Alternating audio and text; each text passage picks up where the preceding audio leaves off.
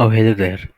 So, after creating the Zoom Auth app and getting all the client credentials, we'll proceed to generate the access token for the APIs, for the API authorization.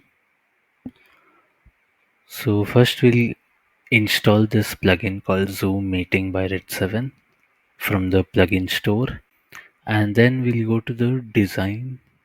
So, in design, just create a button which is get auth code. First we'll get the authentication code and then we'll generate the access token.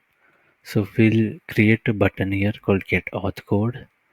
Then we'll go to the workflow of this button. Now you can see there is a method called zoom get auth code, which is get authentication code, where you have to give the client ID and redirect URL.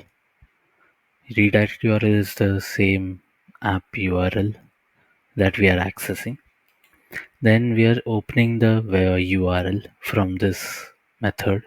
So in this method you will get the result, which is auth URL. This is the data auth URL. So I'll show you what's happening. So we'll go to the preview. Now you can see there is a button to get auth code. So if I click on it, I will be redirected back to my page here with a code in the URL. So you can see I was redirected back and there's the code here. So you don't have to fetch or copy this code because you can get the code automatically with the help of the element called Zoom Red 7. So this is the element you will get with the plugin. Just add it here where just choose this current time zone. Time zone will be useful in the APIs. So use this current time zone, which will get the time zone dynamically, or else you can choose from here. So what this element does is whenever there is a code in the URL, it will fetch that code from the URL and save it in the element itself. So in the element there is a property or a state where the code will be saved. And in order to access that, you just have to go to the workflow.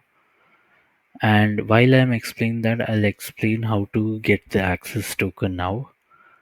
So now that you have got the code, do a workflow where check if the zoom. So here, just select zoom red 7 element, which has the state called zoom auth code. So this is where you'll get the code.